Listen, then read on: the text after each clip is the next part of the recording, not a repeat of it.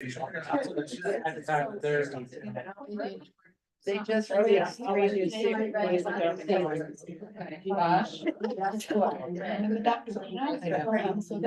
Yeah, residents is good. Yeah. They just released, did you watch the last one? Okay, so this is the pre-meeting warrant up, so if you can hear. Yep.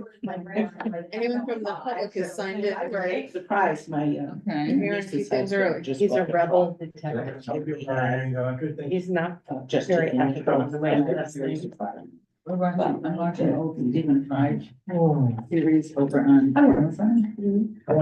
I know you're out of Social British actor. I hear it. It's so Dry, the acting is so good. Yeah.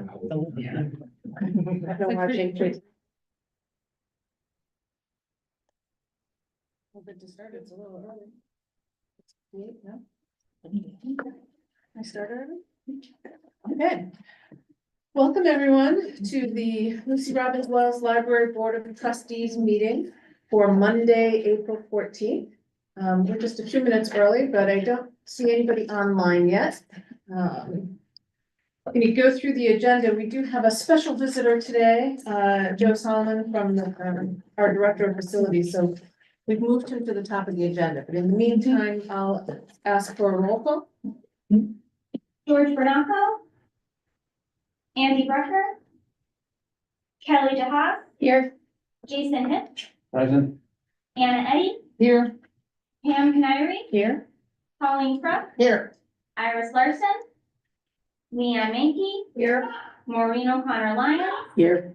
Chris Riley, Here. Christine Shushin, Here. Diane Stam, Here. Lisa Maston, Here. Karen Benner, Here. Sheila Rowell, Here. David Nagel, Here. and Kim Rada.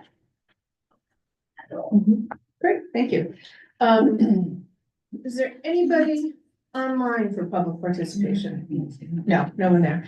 Then without wasting any more time, I'll give the floor to Joe Solomon, our Director of Facilities, who nicely gave us some feedback based on our conceptual design that was presented to Town Council by the LARC Committee. So, Joe, if you wanted to share some of your concerns, I know you did a nice little write-up for some of us to go through.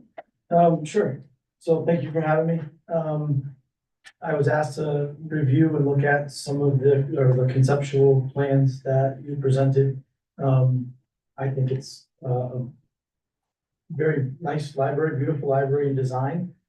Just from a practicality standpoint, from facilities, I looked at it with that lens, and provided you, like you said, with some input, some thoughts, some opinions. It's hard really to kind of dig in too deep based on the conceptual plans, because there's a lot of assumptions. So, you know, I try to be as accurate as I could, but again, just keep in mind that they're really just images, so to speak, and not really design drawings where we can analyze and scrutinize some of the more critical components from a maintenance standpoint. But this building is, you know, has served the library well, I think. There is definitely some space needs. Lisa and I and Karen and the team work, you know, closely and try to prepare and accomplish everything that comes up with the building. We do have some challenges. The HVAC system is, you know, it's older, but it's serviceable. They've adapted and incorporated elements where they could. We have made a fair amount of upgrades just to aging equipment, like, which isn't unique to this building.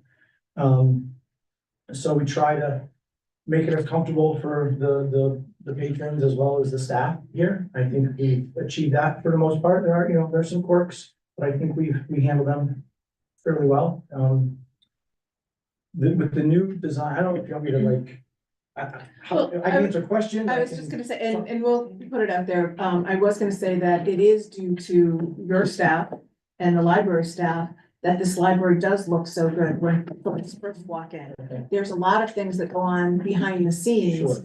that are out of date, outmoded, less than efficient, challenging to deal with. Sure. And those are some of the reasons that, you know, we are entertaining an expansion of the library and what goes on from that end. It's, you know, it's almost a catch-22, right? The better we maintain this building. When somebody walks in from the street, they're like, I don't get it. What's the problem? You know, so until we start looking like hoarders, they're not gonna understand that there's a storage space. They do understand meeting spaces, but if you wanna just go over, some of the parts of the conceptual design, things maybe that you would like to see incorporated in a design as it goes through in terms of maintenance, areas and things like that, so that, Well, you know, what are key things that you would look for? So I'll kind of try to maybe blend them all in together. Efficiency is obviously very important. A lot of, nowadays, almost every piece of equipment is at a higher efficiency rating than we've ever seen before. So then you can go even further, above and beyond, and it's, for an easy analogy, it's, you know, when you buy a really fancy car, it's built like a rocket ship.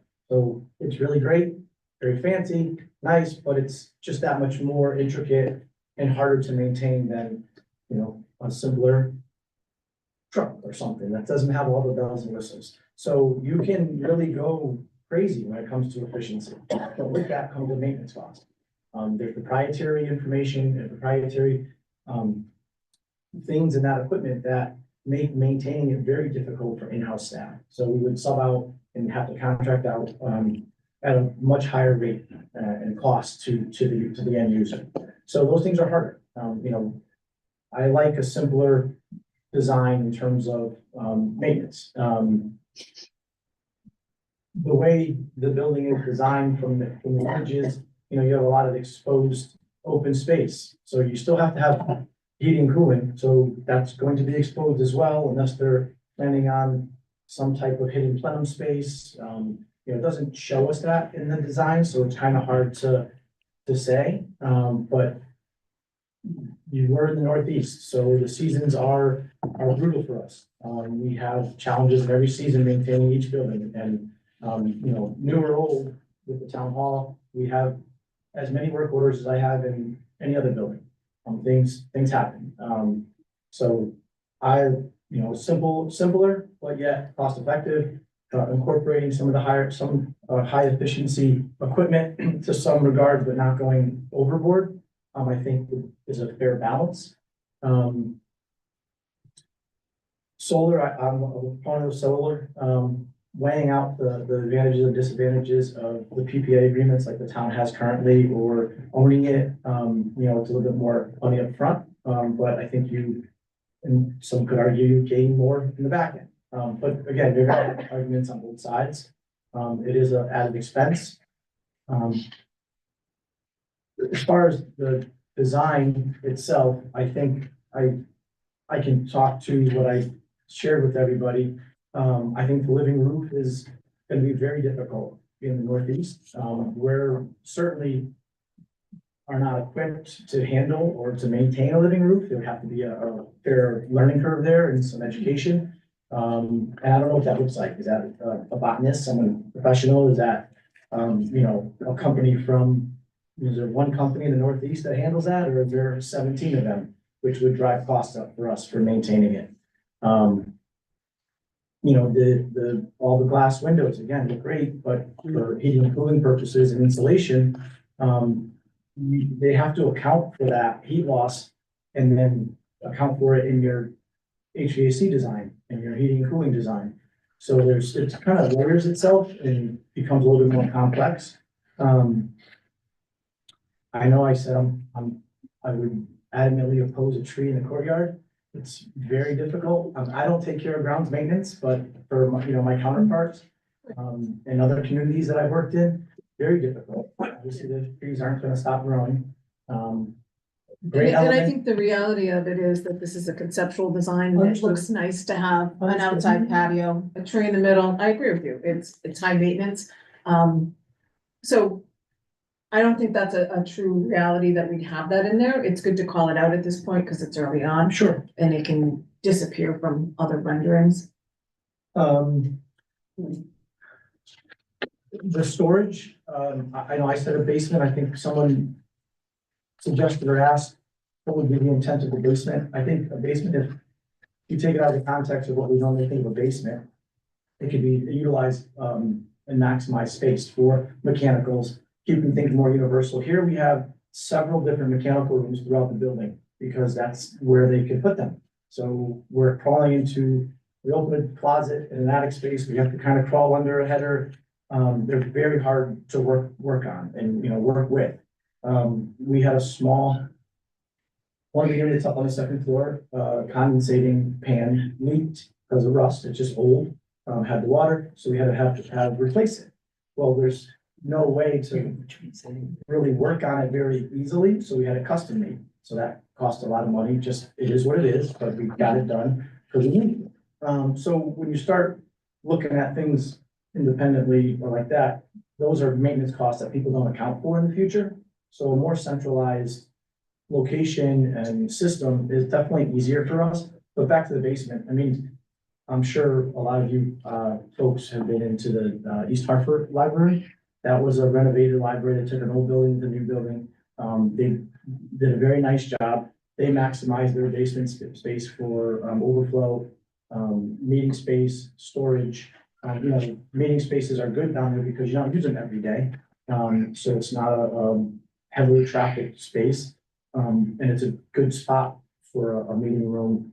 You don't feel like you're in a basement, but it's a good spot for a meeting room because it gives you more square footage on the upper floors to utilize and maximize that space for more daily use things.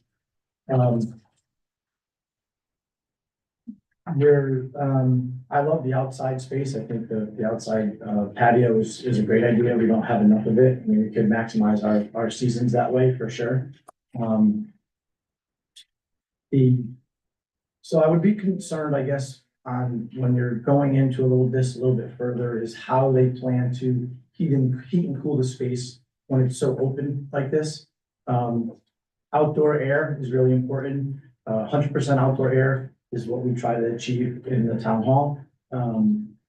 There's direct outdoor air units that should be incorporated into the bill. The dehumidification and humidification system should be incorporated. I think it's very helpful in a lot of spaces, especially one like a library. Last year, I think it was, we increased or had to replace a fan in the first floor, replace some ductwork just to try to help with the air circulation. As you all know, we had a little issue on the back wall. We worked with Lisa and the team to remove the books from the top shelf to try to increase airflow. So we try to get creative and engineer things out. But I want us to kind of learn from our mistakes, I guess, and try to avoid some of those potential things in the future. You have the roofs here. So since I've been here since 2021, I apologize. I got a little bit of laryngitis over the weekend. The roofs here, since I arrived in 2021, we did all the architectural shingles, the gray color shingles.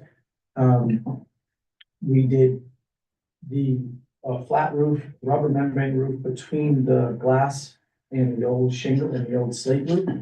That has a series of roof drains in it. Again, I think when they married the two buildings together, they did the best they could with their design, but it's not a very good design. You have two roof lines coming into a very shallow and small portion of the area. So the flow of water to catch it, they had to put 7 drains in, and then they brought them inside to go back outside, which isn't, it happens. That's not uncommon, but the way that it's laid out. So we had to replace all that, which, caused a major leak here. And, we fixed it. The glass roof has been an issue.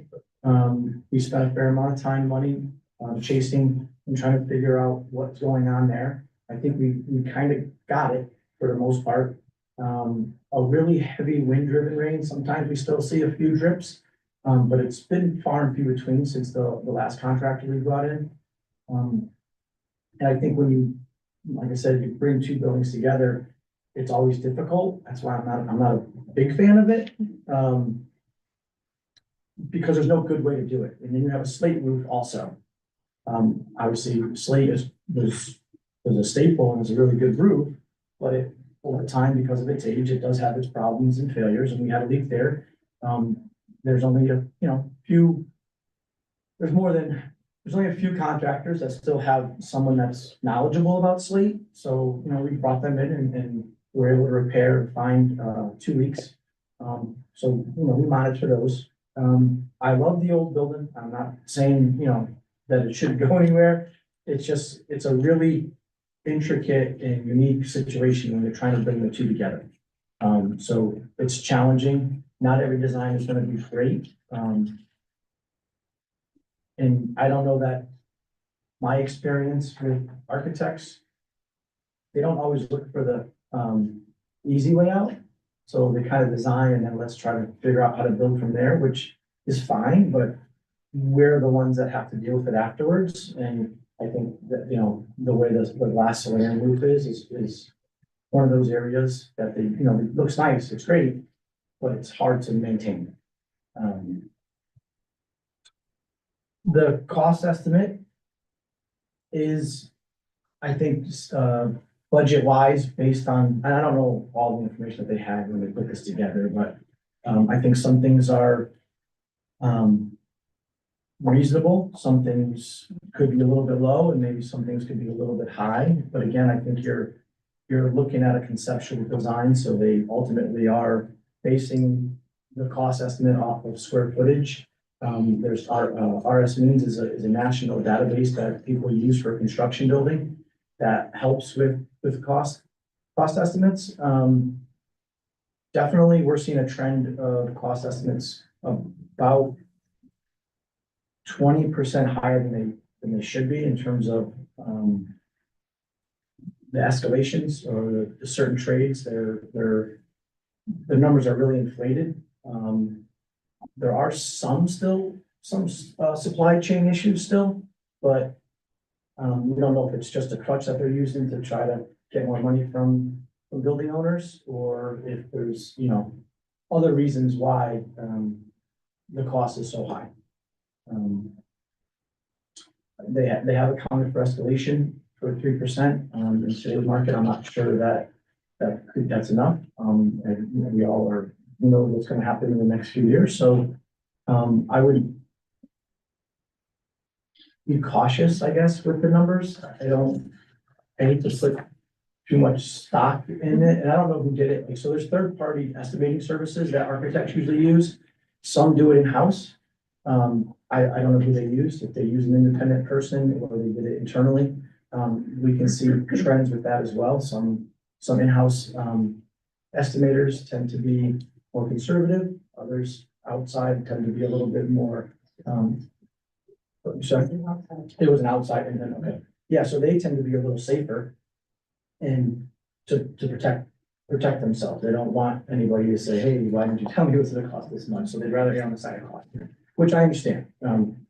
So there's no good or bad, it's just the reality of it. They're dealing with some unknowns and they don't want, the worst thing they could do is say, it is underbid. So if they overbid it and it comes in under, then They're heroes. it's not that bad, it's not that bad. Heroes. Yeah. The swing space worries me a little bit, especially that number worries me a little bit. Having gone through it a little bit in the past, it's pretty tedious to find the swing space, adjust it or adapt it to what your needs are. And I don't know that we have space in the town not readily available, but even available to say, hey, this could be a potential swing space for you that wouldn't cost much. That would have to be a conversation to try to find that space that's adequate for this. Should I touch on most of it for you? I'm happy to answer the questions the best I can. But just to give you a quick overview or thoughts, I'm missing something. I think the one other thing I'm looking through your list that you had gone through, and you've hit a lot of it. You did have some comments about parking. I don't know that we're ever gonna get a parking structure or underground parking, but I know that parking is an issue in this town everywhere. It is, it's definitely on this campus for sure, where we have a shortage of parking, on the campus. So we try to maximize it. We put some parking plans together. encouraging staff to park in certain areas to free up more space for the public. I think it is helpful, but I still think we're short and we can use some more. The only thing you have to keep in mind is that library, because it's a unique ownership situation, we are confined to the 2 acre piece that we have here when we're looking at parking. We can't turn around and say, well, we're gonna move into the Garfield lot because that's town. So we have to, when we're dealing with a configuration, we have to deal with that 2 acre piece. Yeah, I'm understood. Yes, I'm sure it's challenging and not easy. I think that's why maybe, I suggested potentially is a parking structure. Not that it has to be big or just even one level on the ground. It has been effective in other communities. Because you can build up above it as well, so you don't really lose. You're gaining some space to a cost, but just a thought, just an idea. I think they're all good ideas and good comments that you've come up with. You sent it, your letter to full board, and a lot of the comments came back in agreement. I think what we constantly struggle with is what we need and what we can afford. Understood. The idea that the cost estimates and stuff were done before, I'll say this most recent 2 or 3 month period. So nobody really has an answer right now to what something's gonna cost 6 months from now or a year and a half from now to build. So you can only work with, what you have. I appreciate you mentioning that, you understand it's conceptual design, because that's really where we are. Sure. If we go through the regular process, the whole thing will be designed again, before it's actually built. So having your feedback now is very good, very timely. And I think maybe even trying to loop you into, a final thing, that would be, Lark's purview, the Library Additions and Renovations Committee, because at that point, it's with that committee and not with ours, when it gets there, but, I'm happy to We're always assist and hard. give you my input or opinion, not for whatever it's worth, and please don't take it as gospel, it's just, no, but I'll come from my experience, for me, for facilities, I look at need versus want every day. So when I work with directors and they're looking at CIP projects, or they ask for, can we do this or can we do that? I always try to process it need versus want. There's only so much money, I understand that. So it's hard decisions sometimes for all of us. there's always trade-offs. It doesn't matter whether it's a personal budget or a town budget, there's always trade-offs. Does anybody from the board have particular questions? Yeah, Joe? Andy? Is 20 at Garfield fully committed? Is 20, The 05. so I don't know that I can completely answer that. So not fully committed. It's a town-owned property, as you know. We do have plans for a portion of the building, about 5,000 square feet roughly, as well as basement space. But the other square footage has not been permanently identified or defined as to its use yet. So potentially there's 7,500 square feet that could be used as a temporary library. Potentially, that's not for me to decide or to really speak to, that'd be a town manager conversation. I don't, timing wise, I don't know that it would work out. I can't answer that. Good, thank you. There's a lot of, I can tell you there's a lot of space needs throughout the town. That we're parsing through. I have a folder of space needs of almost every department.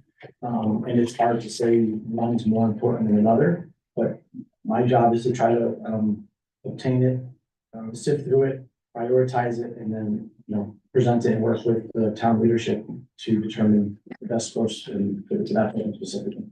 What is the total square footage at OFI? So it's 12,500 per floor. Okay, and you're saying 5,000 is committed? It's 5,000, roughly. So, no, it's the EOC, Yeah. the EOC, and then, SERP has a Yeah. portion and storage in basically. Okay, so not human services. There's no determination of any other town departments going into that space that I'm aware of. No, I've heard things bandied around. There's been a lot of rumors, sure, of course. There's a lot of rumors flying around, but, yeah, there's, nothing is in stone for sure.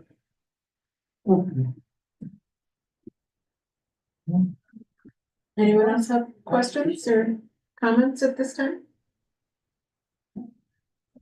Thank you, Joe, very much. Thank you, Joe. Not only for the care of our existing building, but for helping us, as we plan for what the future brings. Appreciate your time. Absolutely, thank you for having me. That wasn't that I bad. know.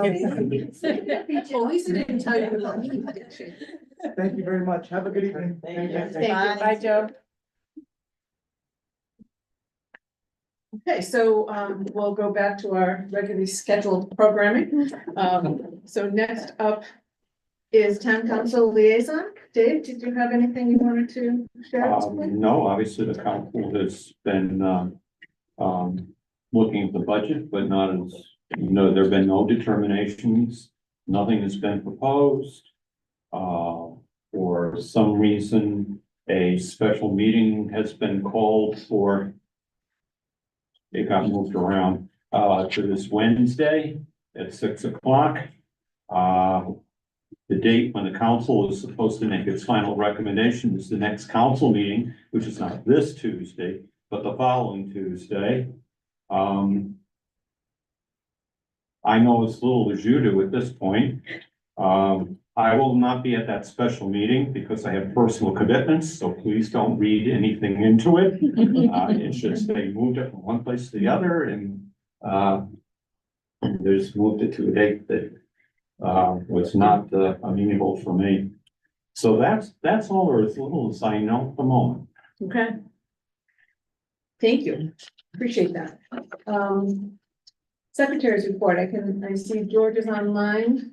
George, anything for? No, I don't have, no, I don't have any secretary's report. Great, thank you. Next on the agenda is approval of minutes. Did anybody have any questions or corrections on the minutes from last month? If there are none, I would entertain a motion to accept the minutes as written. Again, thank you so much. Do I have a second? Maureen. All those in favor? Aye. Any opposed? Abstentions? Thank you. We'll accept the minutes as written. Thank you very much. Annual activities calendar for April. It's the race, it's the race, it's the race. It's all about the race. It comes up in May. Oddly enough, our race meeting ended early tonight because we're in good shape so far. Still, this is the biggest push for the most amount of work for what goes forward. So again, it's the race. National Library Week was last week. And we have a book sale coming up and Sheila has a sign-up sheet for anybody that can help out with that. And investment committee quarterly report coming up later on. I don't want to talk about the numbers. You don't have to talk about the numbers. So that's what we have down under the April activity calendar to go through. Okay. Next is treasurer's report with Leanne Mankey. I sent for that last week, the March 31st, our unrestricted checking is at $42,600.05.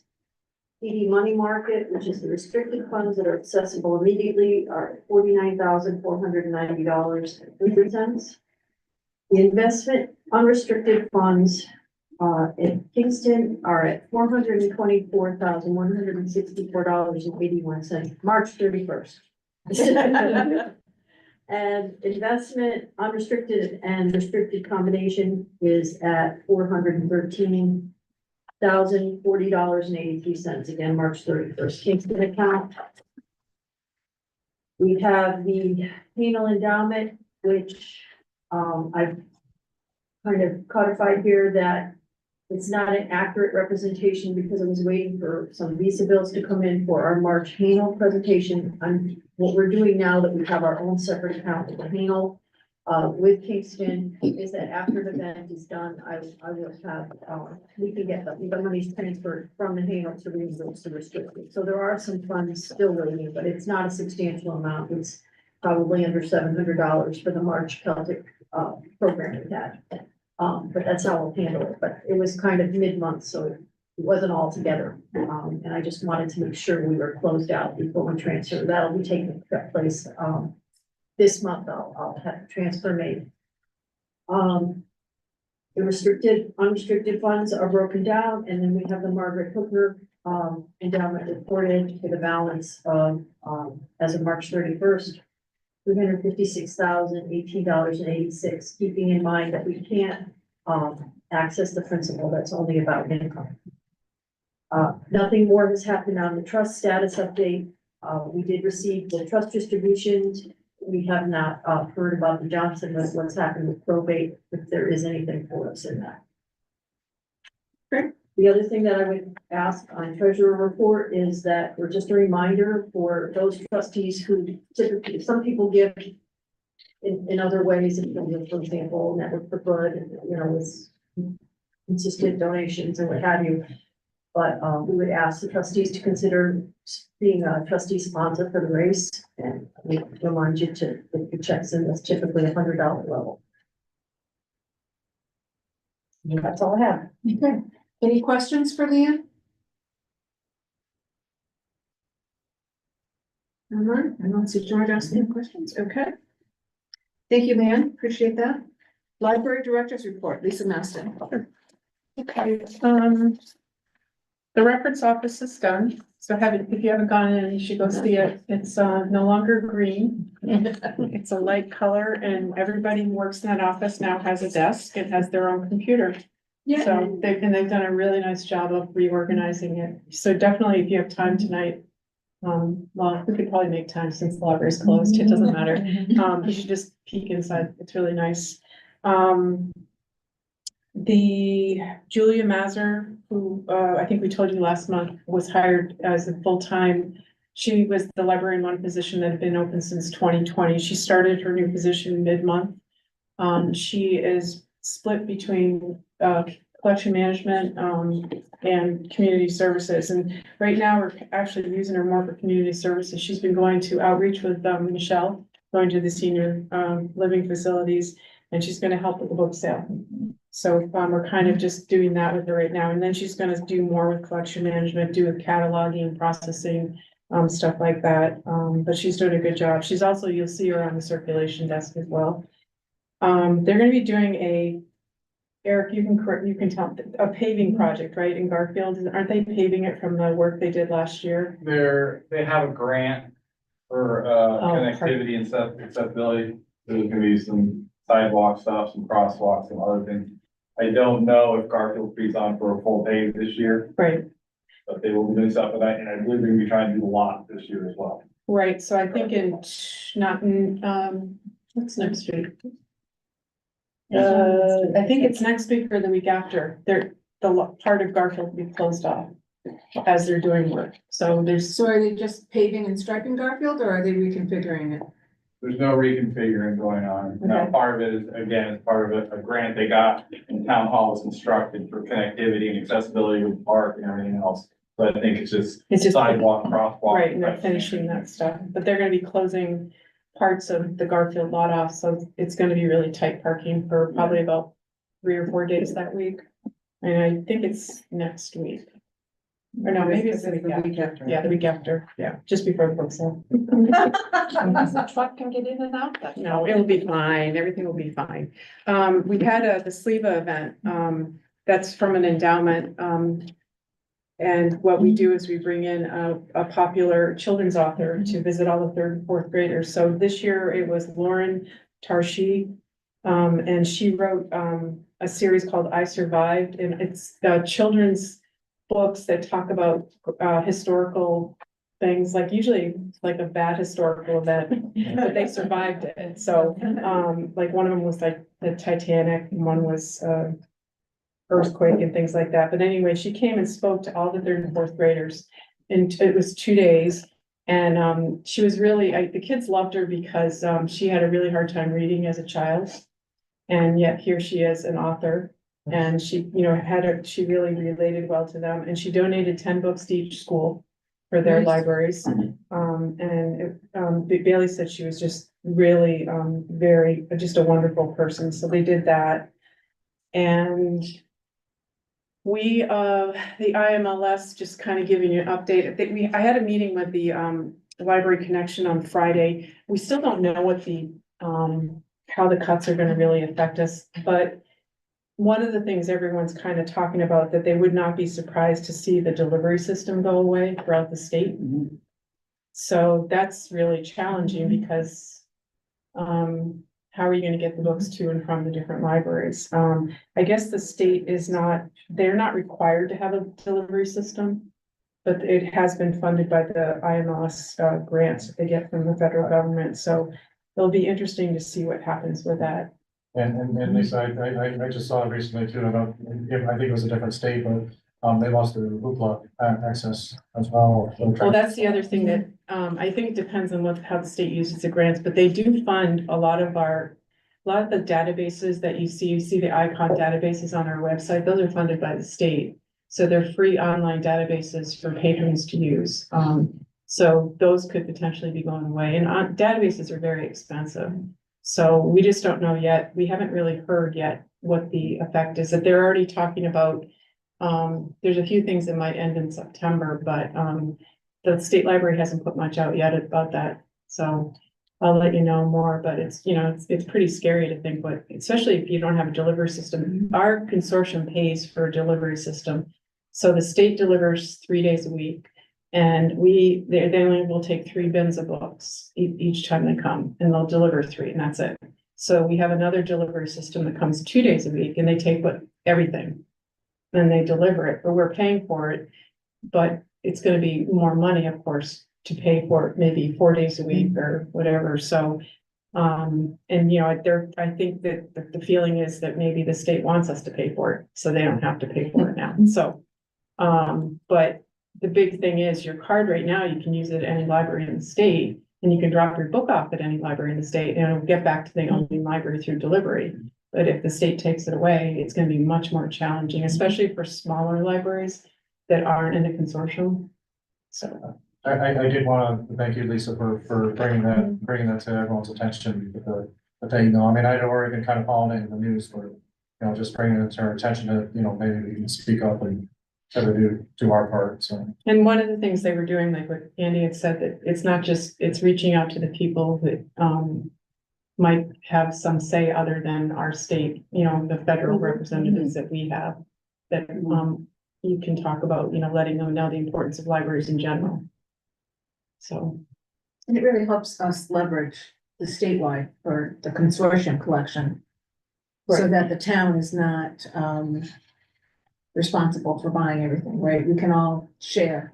That's the beauty From the of list being in and a going back consortium, and is forth. when you go into the catalog now, you're seeing 30+ libraries, and that includes all the digital materials as well. Because we share the cost with our consortium.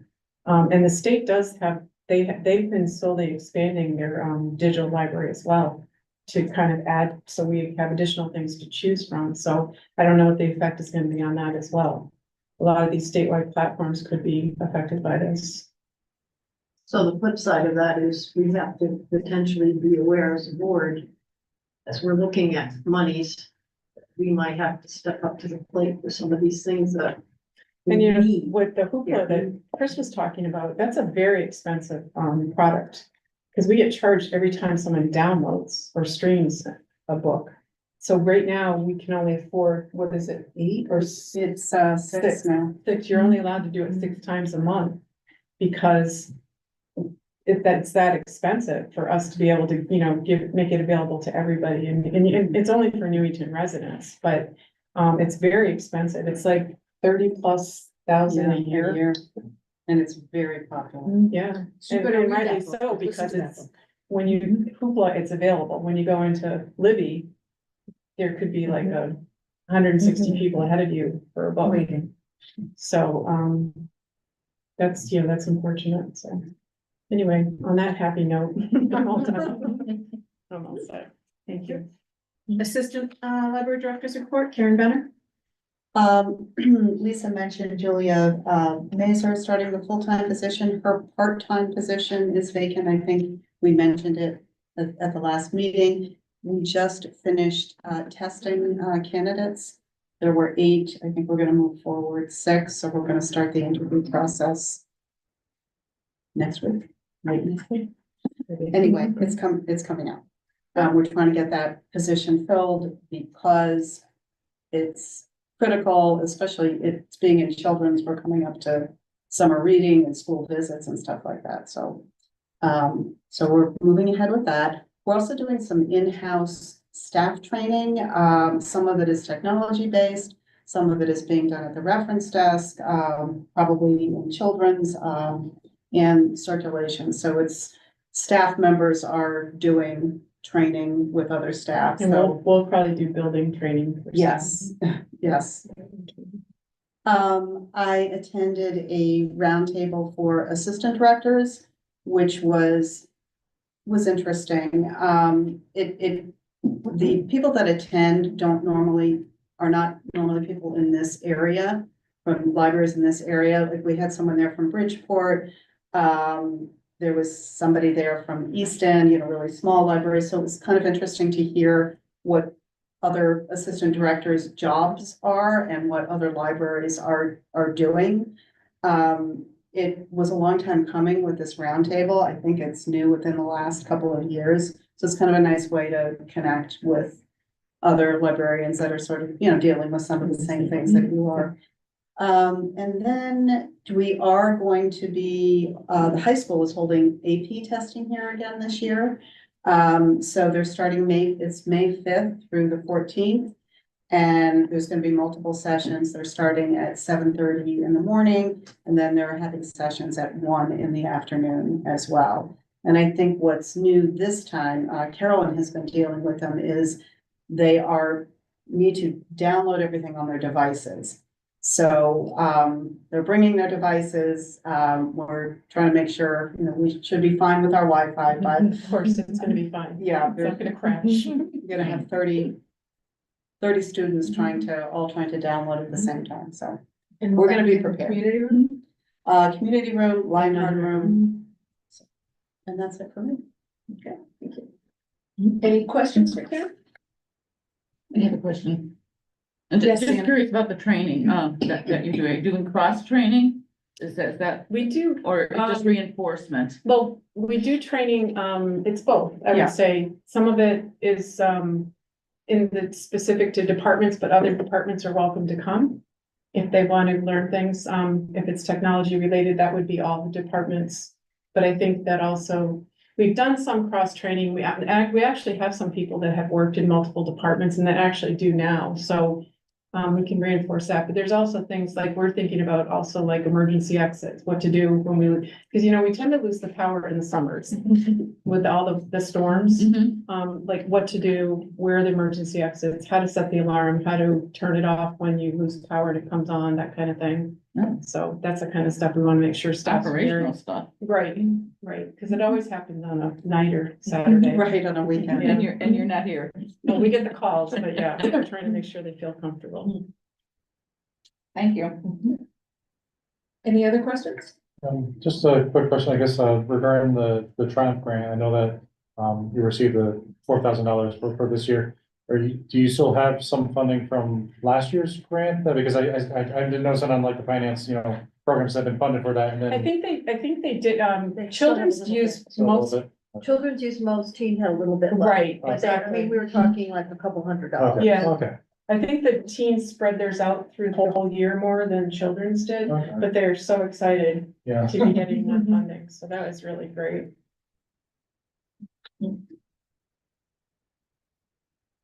Any other questions? No? Thank you. We'll move on to Friends with Sheila Roth. Well, we're getting ready for our book sale, obviously, and anybody who wants to sign up, there's a sign up right there. So we have lots of new members. Why don't you go into what it means to volunteer for the book sale and your timing and stuff for that? We started on Thursday. Thursday is they're all exciting days, but Thursday is a very exciting day because that means all that stuff we have in the shed, and the shed is pretty full. All of it needs to go, including tables, across the street. And bless somebody's heart, we have a town truck that's going to help us this time around, so it's nice. And we're also going to have the Boy Scouts, or the Scouts, I'm not supposed to say boy anymore. The new truck Scouts. has a lift. Hmm? The new truck has a lift. I heard, yes. Everybody is really excited about that. So that all goes over Thursday afternoon, and all the books will be over there, but we can't put them all out in the senior rooms? center until certainly we have to wait for pickleball finishes, and we have to wait for cafeteria finishes, so we get rooms as, and we fill them as we can and put up signs and all that other stuff. We are gonna add some signs I talked to Michelle about today. We're gonna put some signs up with signs that point out some of the things that we have been able to buy for the library. Like, participation in this sale, has allowed the library to do blah, blah. So we're gonna spread some, Julie's gonna start making those to put those up. So that's Thursday, we pack all the stuff in, we put some tables up in places we can. Friday, we spend the day kind of putting in the areas we can put it into, we can put it in the community, the big room. Cafeteria, we have to wait till lunch is over. So then we have to move all of their tables out, and we have to move our tables in, and then we move all the fiction in there. And then we get ready for the dealers to start at 5 o'clock, and they're lined up at the door. Sometimes from noon on, they come and they put little boxes down with their names on them, so they'll be the first in line. They actually peek in the windows, they close the curtains. It's like having a tag sale when they arrive at 5 in the morning. Yeah, so that's, that gets us through Friday. Didn't there used to be a fee that anybody could pay Yeah. for the Yeah. pre-sale? Yeah, There is one. I mean, you don't have to be a dealer. No, the everybody dealers can are the come. ones, they're first in line typically. What's the fee now, $10? $10. The But if you pre-units. volunteer, the fee is waived. Yeah, if you're working, you're in there, so it's not a problem. Saturday, we have the regular sale, and so we need people to keep moving the stuff around and repacking as people empty boxes and stuff like that. Start taking stuff back over here, so we don't have it all on Sunday. Sunday is the bag sale, you come in, you buy a bag. Really, over the top. $10. 12. $10 refill. 10, yeah, or if you bring a bag that. From last you year, had it's $10. And then we have the, around 3 o'clock, we have some people that we announce the sale is over, and then we have people that, from a couple of different charities that come and take some of it. And then we have a group from Bay State books that come, and they take them all away, anything that we have left, and they try to sell them themselves, further on, online and all that sort of stuff. So then we have to clean the place up and get it all ready, and then we come back here and have ice cream. Question, Sheila. I know we have preschools who can come in after the sale, can come in. What are the other groups that can come in for? There's a group that sends stuff to Kenya that comes in. They do most of the libraries. It's usually Teachers, nonprofits. Nonprofits, yeah. Teachers, we told the teachers in Newington that any of them can come, or actually any teacher can come in after and get whatever they want. Okay, so it's Take not, whatever. I was just asking because my mother-in-law is at Bel Air and their library is, But that would be something that would be fine if you. but that's not a nonprofit. Well, but it's also, if you have a lot of large print left over, rather than give them to the place, we'd Yeah. rather give them to I was somebody. gonna say, because I know that I bring her down there once a week, we wheel down and we look in the library and she's looking for the same books that So, everybody's been. but if you want like the large prints or you want, Even just regular. Right. We could put some boxes together for you if you want. Yeah, That absolutely. might be something. I mean, I'm we just could give throwing it it to out. your there. husband. I never realized there was a need until But I your was hus- on the other end. Leanne, your husband's there that day, right? Of course he is. So I'll He's give a him Boy to your Scout. husband. He's a Boy Scout. So the one time that they do need help, I'm just gonna, at between 12:30, 1:30, we have to move all the fiction into the cafeteria. Yeah, that's And- Friday. So that's usually physical Well, I labor. was just thinking, because we have a Which day couple is of, that? of Friday. homes in town that I would assume they have the similar situation where, I mean, they only have like one wall of bookshelves, but, like I said, they're kind of all just kind of trading in between, and now they've all read them. Well, you're very welcome to, I mean, at that point, because, you know, we're just giving them to those people, so you might as well give them to people around here, too. And we just, actually, today we got an invitation to, the Weathersfield, Friends, Weathersfield Library are having a book sale the weekend before. They have no place to store anything that they don't get rid of or they don't apparently. So they've invited us to come over and see if there's anything we want. So on Monday before, we're gonna go and start Cherry pick there. cherry picking and doing that stuff again. And how long are you gonna have bins out here? Till the 21st. And, you know, we're still accepting donations from anybody, you know. We've had a few large ones too. I should know this, but I'm going to ask the question. When you're moving the books and, you know, you have restrictions because of, you know, the space that the senior center is in use, are the books sorted in the, In the shed or? in the shed? They're not, so you're, We sort them when when they bring them over. They put them, the yeah. boxes are marked. The boxes. Oh, the boxes are marked. The boxes are all marked, yeah. Right. They're sorted downstairs and then they're packed out in the shed and then they color coded and they have labels on them. Oh, okay, that, I guess that Yeah, was we're my not sorting, question. yeah. Yeah, we're you're sorting not it there. really starting from scratch. No. I mean, they're all set up in boxes, you know, like, all the history and all that sort of Yeah. stuff. Was this weekend's donation event successful?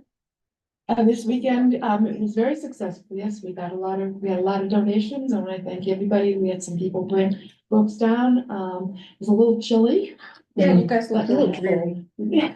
Yeah, But, we're you a know, little The cold. competition, I know, Berlin is having a Mm, sale yeah. this week or last week. They're in process. Yes.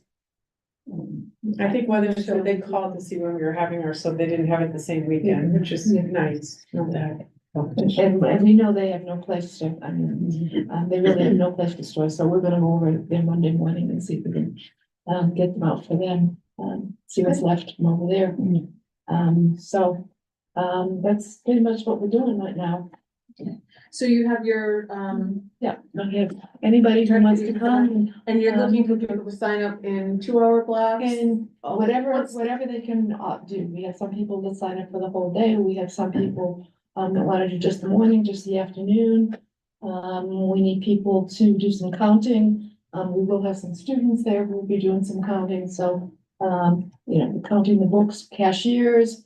We need a couple of cashiers. We do have some M&T people that are volunteering because M&T pays them to volunteer. But I think most of that is going to be during work days. I don't think there's anybody coming in on the weekends. And it's for that. May 2, 3, 4? Yep. So, you know, we have, you know, crafts, we have other things that we're collecting. We have some unique stuff that people have donated, and anything that people donate, we try to sell. Great. Thank you. I know, Pam, you have a question? Yeah, I just have a suggestion that maybe this goes in the new board member packet so that we know. Yeah. About it. That's a good idea. Yeah, because I didn't know about this. And we will be doing friends recruiting there too. We'll set something up so we can get some more friends from the community. Good idea. But we have fun too. I mean, we do. have It's fun. a very convivial atmosphere. I mean, it's busy. The first, I've worked over the years and usually on a Saturday, and the last several years I've been on a Friday, and the first Friday I worked, I couldn't get over, it was like they were the hordes. Anna does. a We're lot of coming Fridays, in. right? You did Fridays. You just signed up for Fridays, I'm rethinking this. Yeah. But I have to You tell just you. stand back on. Yeah, don't So stand years at the door. ago, the book sale was in this room. Yes, and you remember that?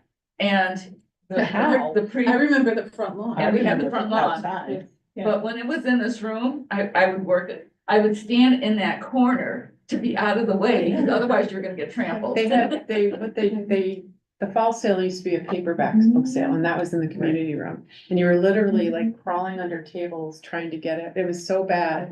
But then that's when we started, they made it all types of book sale in the fall as well. But originally it was a paperback book The sale. outside one. Oh, that was really That was a interesting. night. That was a nightmare. Had to pray for good weather and. Yeah, we had one, you know, the big tents you get outside. Well, we didn't put it down well, and it was a windy Friday night, and it was going down cedar slope like that, so. We do also have a mascot who is going to be visiting us too on Sunday. Oh, His name is Henry. And he was there last, and I don't know if anybody was there last time, on Sunday. You know, has a little chicken suit that he wears and, oh, I saw that picture. And we asked him and Henry said he would come on Sunday again this time. and Sundays, to my way of thinking, Sundays are an easy day to work, because what you're really doing is consolidating the boxes. And I think you don't have to worry about the money, they sell the bag on the way in, and then people go through, so it's that, and then towards the end of the day. It's just helping to clear out and clean up, so. No counting the books or cashiering folks out. Well, thank you, Sheila, good luck to the friends, again, this is the money that pays for so many of our programs and stuff at the library, so. They're a hardworking group, we appreciate the efforts. We'll move on to budget, or committee reports, budget. Well, as Dave said, we're in the holding pattern right now, find out what's going on. Okay. Great. Pat, Pauline? Yep, we had one meeting, it was, virtual. We're having a second meeting, that I've scheduled for April 22nd in the Linehart Room. We have it from 5:45, but it's gonna be 6 o'clock, until 7:45, because the library closes at 8. So that should give us enough time. If you haven't been able to find your board 3-ring binder, please let Karen know that they're getting to be pretty expert on this. So that you can do the work. I just sent a notice out to the pet committee, and hopefully most people can make it. But it's more on the idea of, because of this, my situation, when I cannot have it at home, I have a sick brother, and Zoom. So it's very difficult, it has to be, when people want to talk to each other and bounce off each other, the virtual doesn't work as well. And so if you can make it, please do, then we start setting up times. But it's also difficult trying, because there are other meetings happening in the library. So just give us a little bit of charity. But we'll get things done. But make sure that you did find your booklet, your 3-ring binder, because that has everything that you're gonna need. And if you can't find it, Karen. All right. When would we have gotten it? I'm not saying it's lost, but when would we have gotten it? Did you do your tour? You started and you got a tour. Yeah. Mine was Okay. misplaced also, not lost. I'm gonna be right in front. Mine is buried in a container somewhere. Here we go. I'll look before I ask. I mean, I can look for it, but I'm just telling you, it may take me a while. Tim, I'm wondering if you, because I think you were out, and I think I did your tour, and I'm not sure I gave you the book. Okay. Blame it I on might get a Karen. pass, Pam. I'll take the guilt. Unlike me. It's okay. Okay. Good.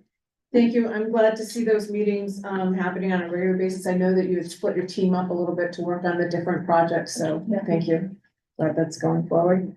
Do we have the new ones that we're supposed to be looking at? Those new ones? Yeah, we're actually, we'll probably have to the beginning of next week. What day is the 21st, Tuesday? It's a Tuesday, All right, so, even if we get it to me on Monday. yeah, we'll try to have, a couple of them, one of them is just a word change, and then the meeting room policy, they pretty much looked at, I just have to get my eyes on it. So if we can get it to you those this Yeah. week, that would be, yeah, okay.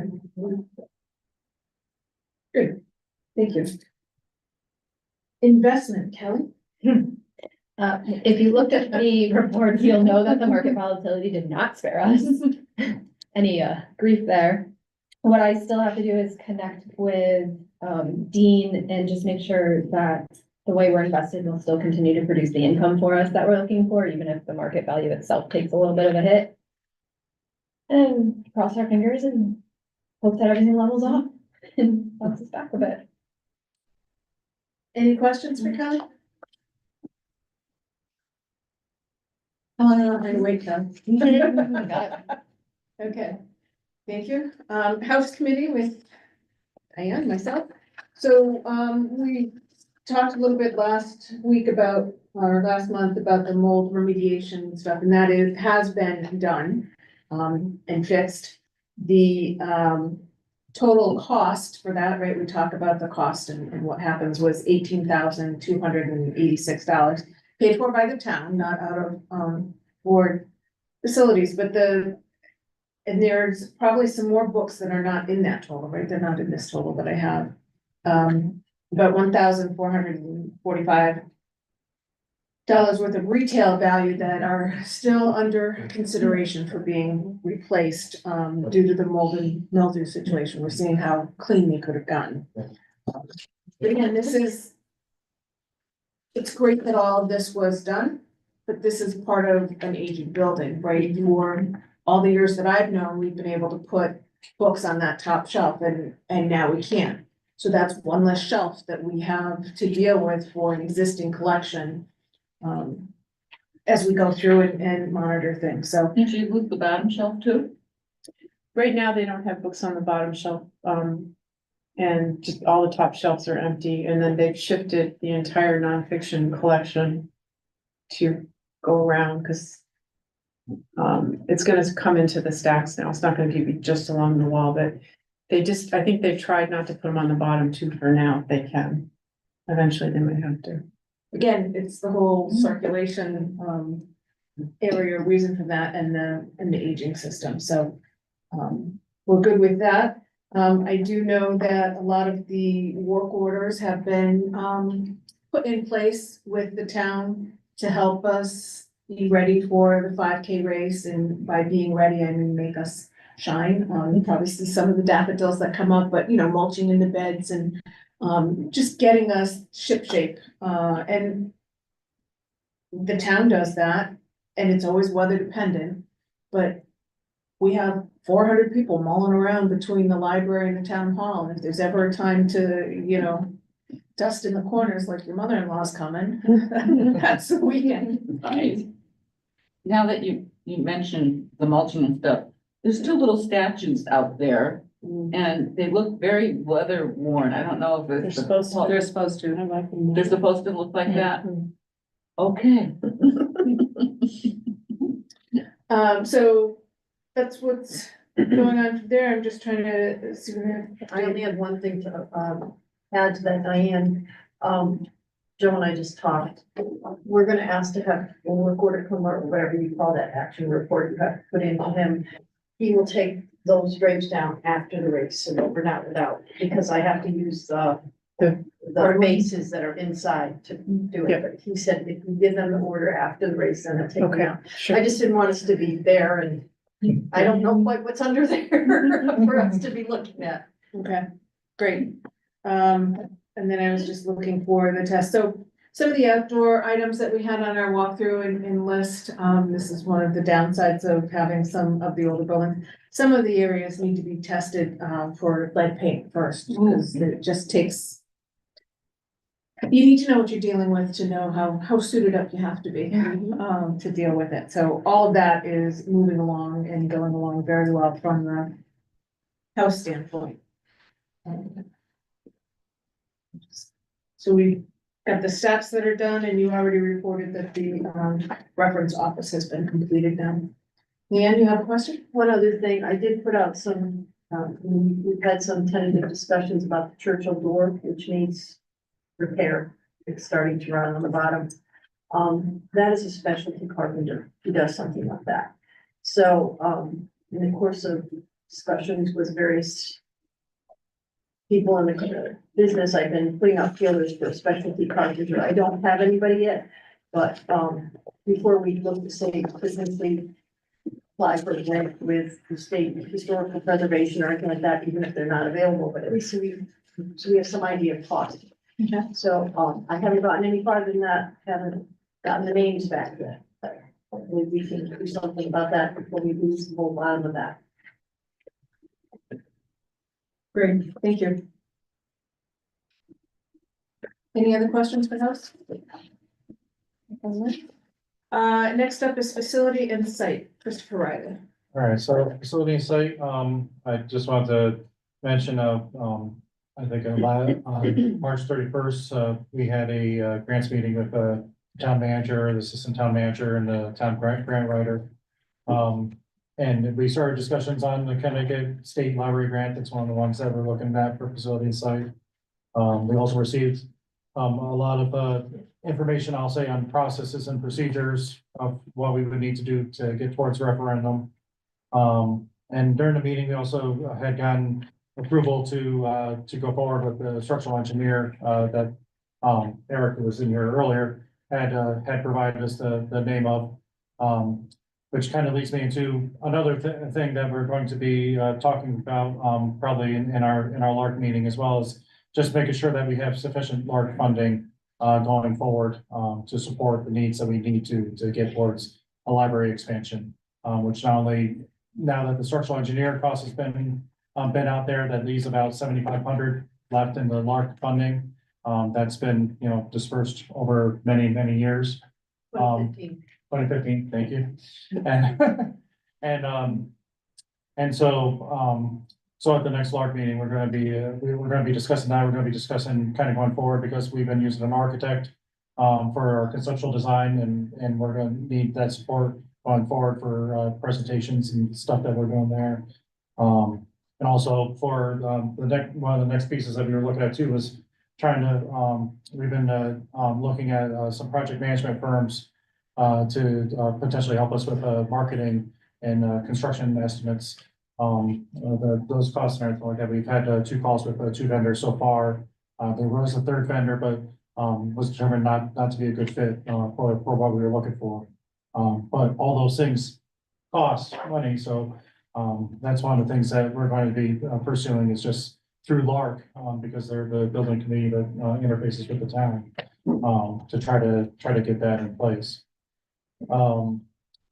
In addition to that, around April 1st, we received unofficial feedback from the town that it looks like the referendum, that they would prefer to put us on referendum in 2026 rather than 2025. I had mentioned this already at the facility and site and communication meeting that the members were at, but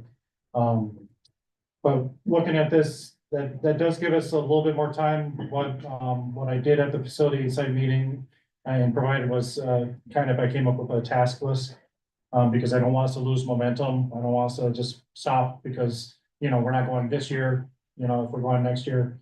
But I want to make sure that we get everything in place so that we're ready to go, when they say, okay, you're on for this year, we don't have anything. Oh, well, wait a minute, we didn't do this, we didn't do this. I want to make sure everything that's possible is done for that.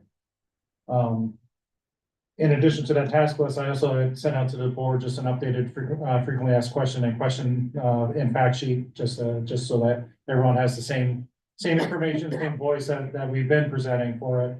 I'm sure it'll get updated as we update these tasks as we go along. And I believe that's about it for what I was gonna say for facility and site.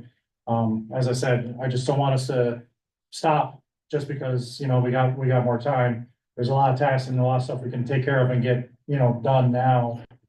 And then, you know, maybe the time frame shifts, but maybe that time frame shifts for, you know, the marketing purposes and that aspect of it, but there's other stuff we can do in the meantime.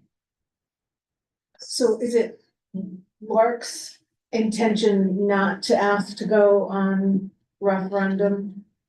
We haven't met. We haven't met yet, so when we have the meeting next week, we will confirm that, but that seemed to be the intent when we received the emails from town and from I think Eric, who seemed to be going along with that as well. So from the town manager, based on his discussion with the town council leadership? Yeah, based on his discussion with that, and then it seemed like Eric, I don't think was disputing it when with the large, He came back basically saying that, you know, we would address this at our meeting, but, I think if you logically have to say it, if town council isn't going to endorse this, then we have one more mountain to climb.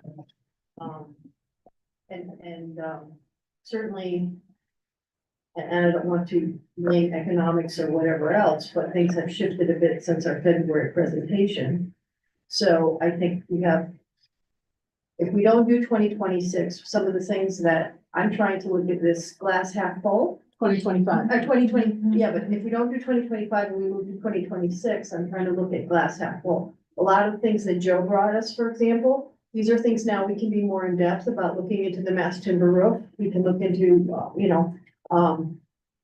the viability of the green roof, things like this. We have more of a chance to find out, while this is concept, what do we want to include in the concept? What's pie in the sky and what's reasonable? And these are good things to consider. It will take money, you know, the NLARC funding is dwindled after 10 years. We've done a couple of feasibility studies, several drawings, things like that have exhausted the funds that were initially set up. My understanding is that we have to come back as LARC, or LARC has to come back and ask the town council for additional funding to be put into that project. To help, you know, develop it. So I think at this point, we continue to work. For example, the grants, we won't put in a letter of intent for this June, but that doesn't mean we don't get the letter from the state historical preservation done. We don't get those structural, so that we have less things we have to check off next year. And I think it's admirable that Chris has developed this task list, because historically, when we get these, okay, hold up for a minute, we tend to kind of falter and not work as diligent. I think we have to just keep working. Okay, I see hands around him. David? Yeah, just FYI, I knew nothing about this until this moment. Okay. Just to let you know. No input, and this is, I don't agree or disagree, whatever. In but terms of I've the not been delay or informed anything funding? about it at all. Okay. Oh, okay. Anna, you had your hand up? Yeah, I did. So I feel like, I mean, it's admirable that Chris has done this list, that Leanne is supportive of, you know, addressing items that could be concerning later on, but, you know, this isn't the first time that it's been suggested that we be put on pause. And I'm starting to get the feeling like the library is that tin can that keeps getting kicked down the road. Lots of other projects are getting done in town, and it's like, oh yeah, but we're just gonna have you wait again for another year. And what's to stop the powers to be just say in another year, yeah, this is still not your year, we've got something else going on, and you're gonna have to wait another year. Yeah, and I know there isn't a perfect answer there. You know, there's a lot of things that have to come, you know, that come together, but it's very frustrating when the decision makers across the way know this direction, that we've been heading in this direction, And they just keep putting us off every time we come forward. It's just very discouraging. So and trust me, sense the frustration and I think there's a lot of frustration on there. But what I'm trying to do is I'm trying to focus on what I can control. Because right now, there's things that are outside our control, outside Lark's control. And I just want to be able to focus on, okay, what can we control? What can we do? What we gotta put our best foot forward and basically just keep going as far as we can get. As I said, I don't want, I guess in the past, a lot of times it sounds like, it would stop. And then it'd be kind of put aside and then there's be more stuff that we'd have to do. I want to make sure everything is as complete as possible and focus on that. Because I can't tell what's gonna happen, this year, next year. I can only hope that everything goes forward. I just can only focus on, let's get everything else done. We've done all that we can, and that's what I want to do. So. Thank you for that. Any other comments or discussion? So just a reminder again that, public board is very interested and has spent a lot of time on this. It's the building committee that brings it forward to town council, and I think you guys have a meeting coming up next week that I'm sure Next Thursday. all of this will be discussed at. So it's disappointing, it's disheartening to get this close. To Leanne's point, it's not the first time we've gotten this point, Anna as well has brought that up. But typically what happens is we ride and we get to the crest of the wave breaks. And Nita would love this analogy as a surfer. The wave breaks and then we just kind of paddle around going nowhere. So I think, certainly in the short term, hopefully it's not long term, Chris focusing on what are some of the tasks that we still, that makes sense for us to still do, what are the things that we can try to carry forward. I think that will help us going forward. And if there's a change of opinion at town council and they want us to go forward, then we're not like, well, wait a minute, we haven't touched anything. Well, It didn't sound like that would happen. one thing, and Go ahead, Anna, Maureen.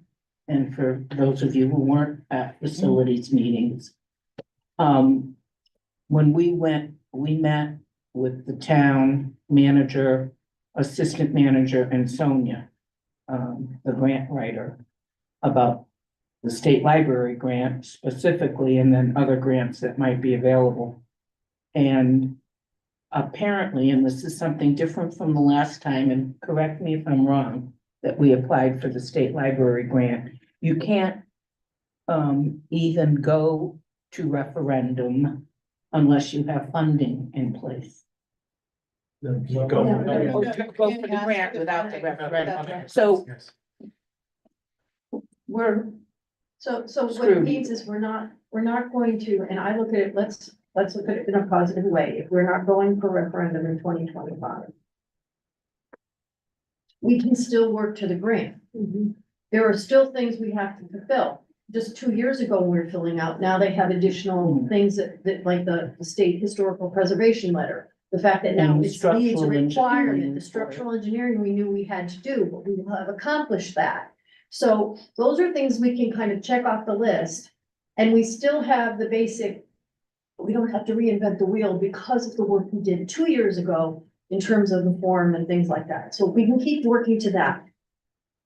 I also look at it, okay, if we're not going to have to work this summer to not only try and market the project as diligently as we would just before a referendum, and we're not also at the same time trying to do grant, because that's the way the grant works now, then we can step back from the grant effort, though we can keep working, but it doesn't have to be a huge focus for this year. We can maybe regroup and come around with a better idea of perhaps a marketing plan. Maybe using, your Legacy Society flyer came to mind when I was looking at it, where we utilize that to say, we are looking to grow. And maybe giving people a focus there in terms of their giving. So, I mean, as I said, I'm trying to make lemonade out of lemons, but it could work to our advantage in that regard. you wanna have it in the right, we knew this was gonna be a challenge because of the dollars. And change is not something that taxpayers embrace really well. So, let's try and make it as a positive and get as much information, which that seems to be what everyone wants to have. And, it gives us the opportunity to take those questions that were asked by council, that have been asked by the public. And perhaps now we have the time to do more surveys and things like that, so we can fine tune those needs. But to do that, we are going to have to, and this is not for us to do. Lark, typically a building committee, the old style building committee got an X amount of funding, and it usually happened within a couple of years framework. But Lark was established in 2015. So because not only of delays of time, as well as changes in what the library needs, things like that, we've had to do some of the things 2 and 3 times that typically a building committee doesn't have to do, like feasibility studies or design drawings. So we have over 10 years, and I think we and the town have been very prudent in the spending of that amount. After 10 years, it's spent down. And we can't go any farther, or Lark can't go any farther without asking the town for more funding to help us, assist us as we continue over this process. If we have another year to go, there are gonna be costs that are incurred. So that's really, I think Lark has to deal with that, and we can continue to work to fine tune this project. I think Chris's plan is good, because hopefully by the time next year, when it comes to that point where you get ready to request again that you're put on referendum and stuff, we should have everything in place. It's not, it should just be ready to go. So, it's very disappointing that, I mean, I don't think any of us are doing the jig because we're being put off again. However, there's some wisdom that we can gain. Well, and patient. I agree, it's very disappointing. Building a building that we need in 2026, 2027, 2028 is never gonna cost less than building a building that you need now. I can't see the cost of construction going down. The most recent building that the town built, that is close to what we did in terms of square footage, taking an old section down and then rebuilding it, and they only rebuilt 1 floor. That was the Anna Reynolds School. The total cost for that was $35.5 million. The good news for the Anna Reynolds School is that at the time, there was a federal grant, I believe it was federal, for half of that cost, 17.5. But the fact of the matter is that the construction cost for that was not 17. It was 35.5. Some of the feedback that we got initially from the design or from our update with town council is, where's that money coming from? That's a big number. That's what's going on. My fear is that with this project being delayed, with other projects in the pipe, this town has to understand that money needs to be spent. They did ask if we could do phasing. I think it was asked and answered at the Lark presentation. Can we do phasing? Does it work for us? In this instance, for this building, it does not work. In order to attempt to do any kind of phasing, and even when phasing is used in general, it costs more money. And you're doing that because you don't have swing space someplace else, because you can't, because you have other doors that you can literally come in and go out of. We don't have that in this instance when it goes through. So, I apologize for restating some of these things, but these are my concerns. I commend Leanne and Chris for still having, the sense and not being driven around the bend with this, but to try and keep us on a path moving forward. But I have concerns. Is the town really gonna do this? And if they turn around and I don't think you can design by budget. I think you need to design by need, which is what we've done. I think that's what every department, every area should do, is design by need, not by budget. I don't know what half of that budget or a third of that budget gives us from a design standpoint in terms of meeting our needs. We can only go so large, 2 acres of land. We can do that. I mean, there were comments about, we need parking, or we need a basement, or we need the other things. It costs money to dig a full basement.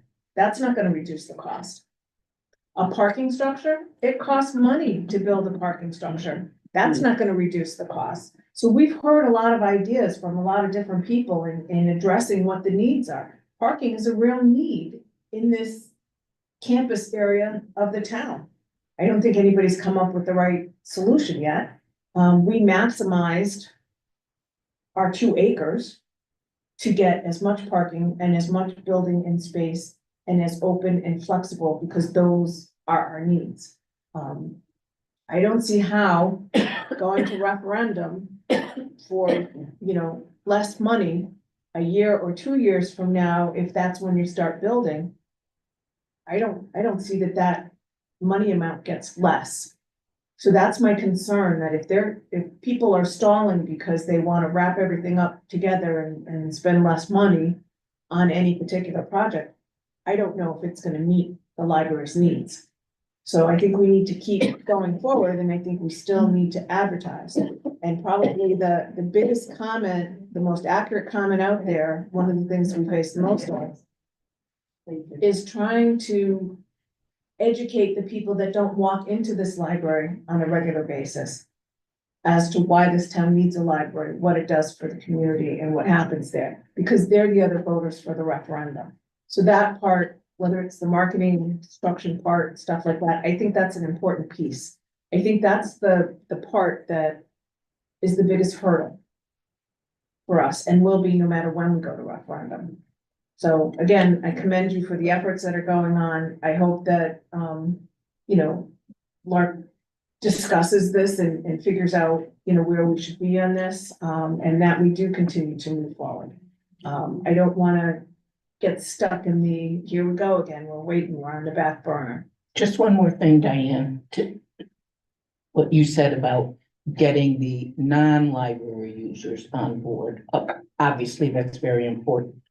But when I had the opportunity to attend a meeting at the Meriden Library pre their construction, and the meeting was town representation, town council, library board, the mayor, the town manager. I mean, it was everybody that we have here.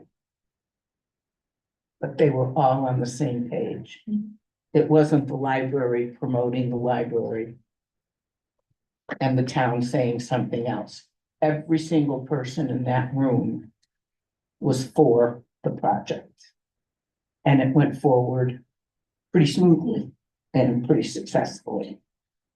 So that's important too. There can be no division. It's gotta be one voice, and that's what will make everything happen. And what was the cost on their project, They had to get it under 10 million. So they slashed and slashed and slashed. So by the That's the time, difference. by the It time was a total everybody, rebuild. yeah, the problem in Meriden was the library was horrible. I mean, The original. terrible. This was. And they have no parking. They had no parking then, they still have no parking. And so they reached a compromise. And unfortunately, the library they built isn't even half of what we have now. You know, it is bare bones, it's not furnished, doesn't have the technology it should, but it does replace a horrible library, so. The other side of the coin is when they did their swing space, they used Meriden Square. They used Old Navy. Retail. They used Old Navy moved out, library moved in, and it was so successful, they've kept it as a branch. Meriden had a $10 million threshold for referendum. But this was So by already a couple keeping- of years ago. So by keeping it under 10 million, they didn't have to go to referendum. They could just commit the town, city council. Could commit the money. Yeah, and when you're looking at it, I mean, yes, there's a certain amount of. We'll keep moving forward, we're gonna refine this, we're gonna make it the best possible plan, and we're gonna be ready. That's how we can be as a board. Lark can take it the next step, we can, potentially go out to other consultants and whatever we need to beef this up and make us ready, whether it's marketing, pre-construction, OPM, whatever. Surveying, public interaction. There's nothing to say that we can't. We talked about that docent tours. There's nothing to say we can't start that now. Start to get in people's heads that the library is not a good space when you go beyond the public areas. There's nothing to say that we can't go back and talk to the design team about alternatives now, because we have time to do that, as long as we have money to pay them. We can do all those things in the future. You're absolutely right about cost thing. When we go into next summer, we're hitting that 2-year threshold for what the pricing that we have conceptually, which is just a budget, an estimate at this point. The 3% that, Joe talked about, again, we can fine tune estimates, because it's basically a square foot estimate. We can turn around and look at these costs and see if we're being realistic. We don't want to go in and have the problem that the town hall encountered, where they built it to a price and then they've had to find money elsewhere, CIP and other assorted purchase down the road because things aren't the right size. So, you know, it gives us some time to make this a better plan, and costs do increase. One of the things that Joe brought up, and this is not gonna go away because it changed with COVID. When you had, like, for example, a big Siemens piece of equipment for air conditioning, these air conditioning units, there used to be, prior to COVID, you could call the manufacturer and they had them already in process to build, because that's what they did. When COVID hit and construction shut down, what a lot of these big construction equipment piece manufacturers did was now they built to order. You get the job, you bid it out, then they place the order. So instead of now a 10-month lead time on a big piece of equipment, you're 24 months. So cost, time, etc. There's not something to go up and take it off the shelf. You're building to order. And again, we have that escalation aspect. So, you know, we can work with this. Yeah, so in summary, I guess, as discouraging as this is, let's try to keep moving forward. I looked online, I didn't see anybody for comments, online, but that's where we are. Lark meets, next week, and, you know, we'll have their decisions or official decisions or what have you, but It's a that's. public meeting if you want to attend. That's true, to the town hall. Not in the town council chambers, it's in a room, is it? Do you know the room yet? Right across the way too. Yeah, 201. 201 it's C, usually 201 A, B, or Sometimes C, it's- 201 A, B, or C usually. right? Okay. Open the door, in there. No, it's right in, if you're going in the door across from the library, it's right there, and, rooms 201 A, B, and C are, split up with It's a big room. partitions, so that's why it's A, B, or C, so they can have several meetings in there. It's what we call flexible space. Yeah. Something we'd be looking for, as that goes on. Okay, thank you. So, facility insight, I don't see any comment online. George is out there, but I don't see him. So next up is fund development with Anna Eddy. Oh, yeah, fun. So, prior to the meeting, I sent out a, draft of a legacy flyer proposed for, distribution with the last, footnotes in 2025. And I got some feedback and I resent it. And after I resent it again, I got more feedback. So, so the flyer is what it is with, I haven't even looked at what the new comments are. I think you sent it to me, Chris. Yeah, Yeah. I know. So what I would ask for tonight is a motion to, for the cost of the flyers to be printed in October. And, you know, it will be very close to the flyer that you got, but it'll be a new improved version. I don't, you know, we don't need to get into semantics on the wording. So last year when we printed it, we had we made 600 copies, double-sided copies, and the cost was $400. Karen, was it still around that $400? I think so. Yeah. So I, let's do not to exceed 500. not to exceed 500. So I'll make a motion that we allocate, the printing of the legacy flyers for the year end 2025 at a cost not to exceed $500. Second, Maureen. Any further discussion? Okay, All and, those in oh, favor? sorry. Let me get your official vote. I got my official vote. Thank you. Thank you. Any opposed? No. Motion carries unanimously. Thank you. Yeah, so the website's been updated with the new information on donor advised funds. And, Lisa and I have a meeting scheduled next week to go over some of the honor roll details, and I will reach out to the members of fund development to see how we want to present how we're going to recognize those people who are moving up to the new category and the people that we somehow missed over time. And it more than likely it won't be a problem because in many cases, according to Lisa, there are no living relatives, so, but we'll come back to that in May. So that's it. Thank you. Any questions for Anna? Okay. Thank you. Appreciate that. Nominations, no report. I'm just gonna scan right past that. Communications, George Bernacco, he's online. George, how are you? Sure. I mean, we had a joint meeting with facility and site. A lot of that was already discussed. I guess what we also talked about in terms of communication is hiring a marketing firm or some kind of firm to go out and try to get people who don't use the library and get them on board with this project for the next referendum. So that's something that we discussed, and we're going to discuss further as we go on. But that's other than that, a lot of it, what we talked about has already been discussed. Thank you. Any questions for George? No? I do have a question. Yes, Something go to think ahead, Anna. about. I mean, it's, if we're talking about reaching out to people who don't come to the library, is this the year to think about?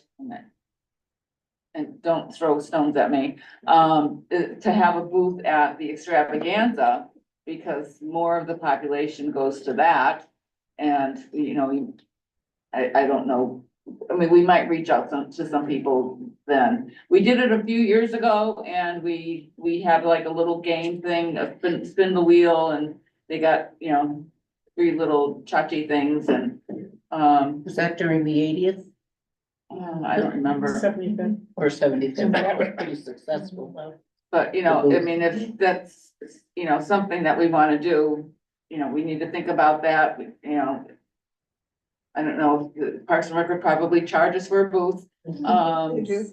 Yeah, and, you know, and then it's staffing on the hottest day of the year, because it's always the hottest day of the year on that Saturday.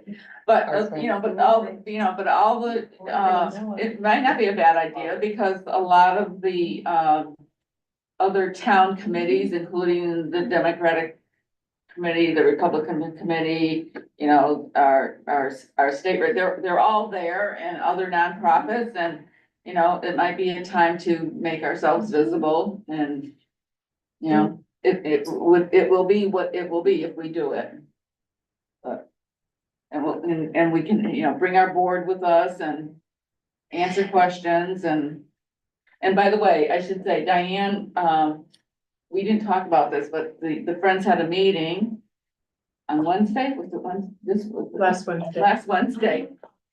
And, I was liaison for that night, but Diane came as well, and she did most of the talking. She did the presentation, I mean, to the friends, and, it was good for me to hear it because, you know, they came up with some of the Friends members came up with some good questions, and, you know, these are our staunch supporters, but they still have questions. So, you know, it was a good place to start with getting comfortable with doing the spiel, because, you know, when we went through this before, we went to, you know, chamber meetings, we went to Kiwanis meetings, we went to, you know, other nonprofit meetings and gave our pitch, and, you know, it can't just be one person doing all the pitching. That's all for you, George. Thank So you. my thought, Yep. my thought in terms of extravaganza hasn't changed since last year. If we're gonna pay money for a booth and be there, we need to have a message. We need to have volunteers signed up to man the booth, because I don't know that we got anything in terms of library awareness of what happened or anything else from our last expenditure at the extravaganza. So if that's something that you want, or communications community wants, or anything else like that, you've got to plan it, and I would think that they're taking money for booths and stuff now, so somebody's gotta grab a hold of it and figure it out, or make it happen or not, but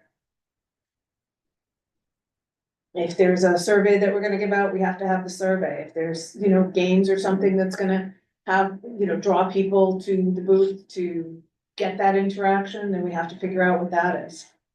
And I think We have to have a plan. yeah. So that's my thought on that. Okay, any other comments before we move into old business? No? Alright. Old business. So we talked about the library 5K. We had our race meeting at 6 o'clock. Most of the board members were there. Thank you. It's important that we're there for our race meetings, as well as asking for volunteers Show of hands. to work on the actual day of the race, and we have packet pickup. So, this point, I'd like to have people jot down names or times that they can go. So the first thing is the big day, the race day. Anybody have a previous commitment? You know, some things are allowed as previous commitments, like graduations and weddings, but those are like a one-time event. Those are not, an annual event, hopefully, hopefully for folks, as that goes through. Is there anybody here that knows that they cannot be there on a schedule for that day? Yes, I have, it's my son's birthday that day, so I won't be. Oh, bring him to run the Little Reader Sprint. I could have bet. I thought, I actually did think about that, but we're gonna be doing something else. Okay, so George is not here. Anyone else? Okay. Suggested start time for Sunday is 7 o'clock. That means your car's already parked and you're standing here looking for something to do. We suggest that you try to park over at the senior center, because that's easier in and out for us and for the other folks.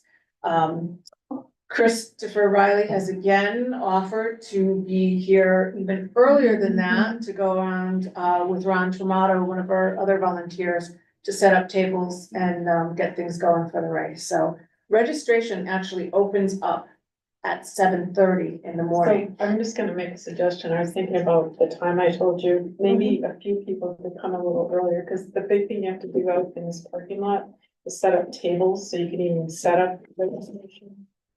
So, and that you've got to pull them out of the shed, and Ron does a lot of that, but he needs, and probably he and Chris are gonna. So if we had a few more people, he could. Yeah, offload just to them help, from the like, truck, and then we could set them up. Yeah, he loads them in a truck.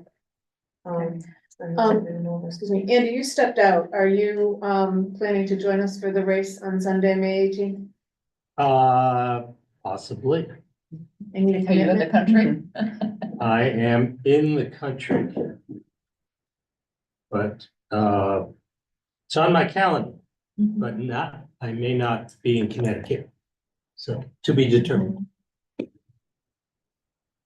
So I stated earlier, it is one of the responsibilities, we expect of board members, and I jokingly said, you know, if there's a graduation or wedding or what have you, of course, we expect that you're not there, but it should be on your calendars every year to do what you can to be here to support the race, our major fund raising opportunity.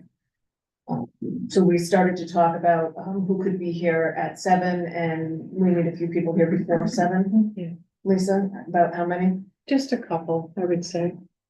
Cause I know the food, what does it usually get around 7:30? I'm picking up at 7:30. Okay, so, and I think the bagels are gonna be pre-cut maybe this year.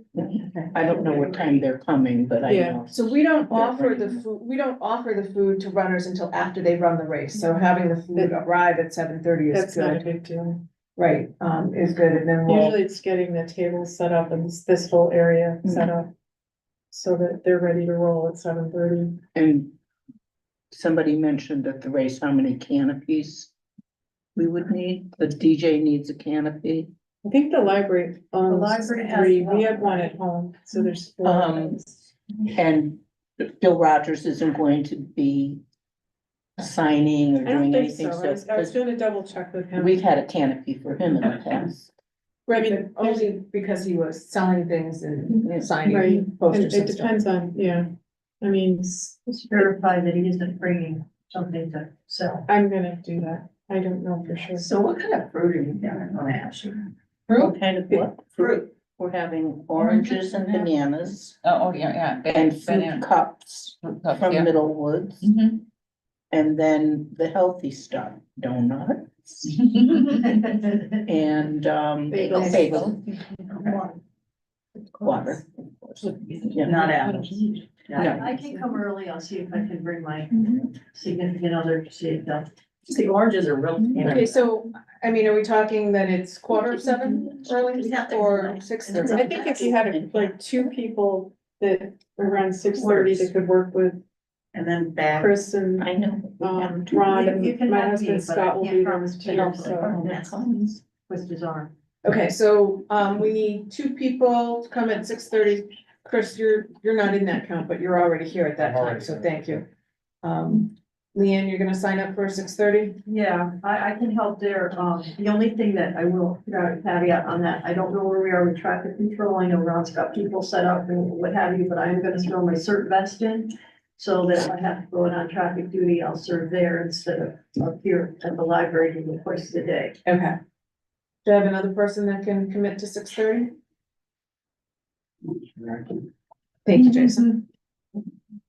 I'll assign you to my husband, you can be his buddy that morning. Okay. So the rest of us should really be here by 7 a.m. Okay, wear comfortable shoes, bring sunscreen, whatever it is, whatever it takes, It's not gonna rain. to do that.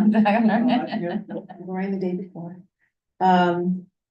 So that's good. And then for those of you that are new at this, we're usually all wrapped up by noon. You know, like 11:30. Even before that, Pretty much we're done and out. Yeah, but for planning purposes, you know, you are definitely free by noon. We're usually done before that for the cleanup. The high school kids are great, you know that. They are, we'll Yeah. keep. Young and fleet of foot. Right. They- Okay. They do a great job breaking the tables down, putting them back and. As I said, I helped in the morning, then I went into the library to download pictures. Took photos last year, and when I came out, I'm like, everything's all put away, I'm Yeah. like, okay, I guess you don't need me. That was quick. That was quick. We can talk Okay. about packet pickup? The other sign up time that we need is Saturday packet pickup.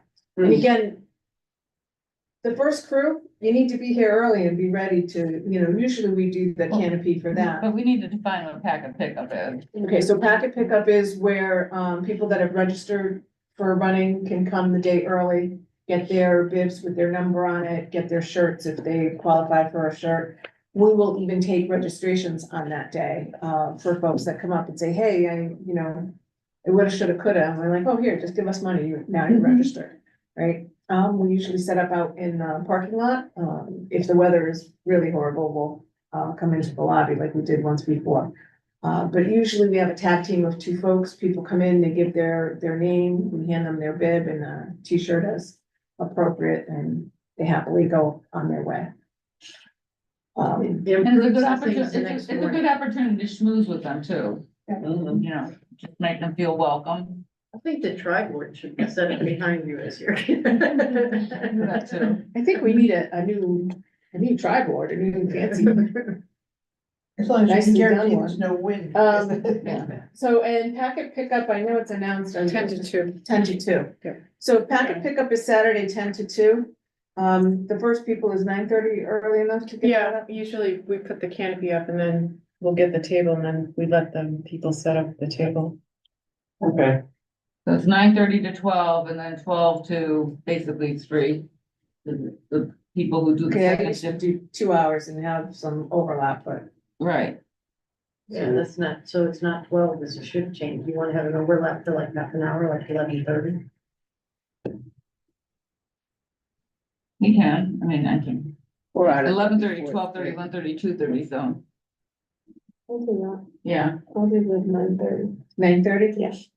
With the With what? Bill. I'm loving Bill. Bill loves doing Oh my that. God. I'll be there in the afternoon from 11:30. Are you bringing anyone? Yeah. Are you coming for the afternoon? We'll come in the afternoon. Yeah, now I'm coming in the afternoon too. So what, What did we show? okay, so I have 9:30 to 11, I have Pam and Bill. 11:30, I have Pauline signed up. Do we have somebody else that will show up, Christine? Yeah, because we Chris? have to do the bags anyways. Yeah. And Anna, And Anna, what time are you coming? Yeah, 11:30, well, whatever. Yeah, well, Okay, so 11:30 and then 11, is that 11:30 to 2, or do we have somebody else coming in No, we don't, no, we'll be. at one to we'll- help clean up? We'll be there for the, whatever. it's fast cleanup. Yeah. Okay. Thank you. I plan to be there Saturday. Usually I end up, putting some, any of the sponsor banners up if they have them, hence my continual comment about rain. But I'll float back and forth wherever so that, you know, we have enough people to do that. So now what are we doing with this packet pickup? We set up a table. So Kevin comes with a list of all of the runners And the And he- bibs. and he pre-assigns the numbers. Okay. So when they come in, then you look up their number, Look up their name. you get look up their bib name, number. you see their number, you pull the bib number, you find their t-shirt, you cross them off the list Okay. and, And they don't have to do it. Yeah, we next give morning. t-shirts out that day. yeah. Yeah, be cheerful, ask questions and Cheerful. very cheerful. You have a good crew, it's easy to be cheerful. So, we'll go through from that. So what I have is Pam and Bill from 9:30 to 11, and I have Pauline and Christine and Anna, no, from Yeah. 11:30, Yeah, okay. All right, good. And then I have Leanne and Jason coming in Saturday at 6:30. Sunday. Sunday, sorry, Sunday, 6:30. Grace Day at 6:30. Everyone else is here at 7 in the morning or before. Okay. I tell you, maybe because Pam and her husband are new at it, maybe you could facilitate at the morning part. Yes. Yeah, the first. And then I'll help you with banners. Okay, so, thank you for that. Mark it down in your calendars so we have it. 2 more things done on the task list. There you go. Thank you. I gotta get back to my agenda sheet. That's all that matters. I can find this. All right, so that was the 5K race. The other old business was update signature accounts. I know that's in process. What? I'm sorry. Did we say that we confirmed the And Hanel? Yeah. We already, We didn't talk about it. Oh, we No, didn't. that's under I forgot, I didn't put that new down. business. I didn't, you can put it in new business. I didn't put it on the. Oh, you didn't put it on. It's not on the list. No, somebody must have not sent something back. Either. We have a Hanel concert Great. scheduled. It's under new business, we're under old business right now, so update signatures on accounts, that's in process, right? That's in process. I should be taking care of it tomorrow, is what I'm planning on. Okay, so once you have, then Leanne and I have to Then go sign Leon, some yeah, cards. I'll let you guys know as soon as I'm all set. Okay, thank you. Open board positions, we still have, one corporate and one Republican, right? And probably two corporate, It's not official yet, we gotta but make that happen somehow. that, well, she can't attend. I don't know if Sean would send us a letter or something. Sandy, she's doing. So we'll reach out to Kelly, so, Iris Brokerhead won't be joining us for quite a while, so we'll touch base with Iris and or Iris's family to see if it's a position that she can, And continue to handle. If I not, haven't it'll be spoken open. to this person, but I am going to approach, this man that I know. Who might. As a possible board person? Yeah, he's a financial advisor, insurance, you know, I mean, he's in that field. CPA, we need a CPA. Yeah, Okay. All right, thank you, that's good. And again, if anybody knows of folks that could be interested in serving on the board, talk it up. They can talk to any of the board members or anything else like that. Okay, new business, Hanel. I understand we have some information on Hanel. Go ahead, Maureen. we have a December concert scheduled. The fifth, Right, it's Friday night. Friday night, and the group is called Jukebox.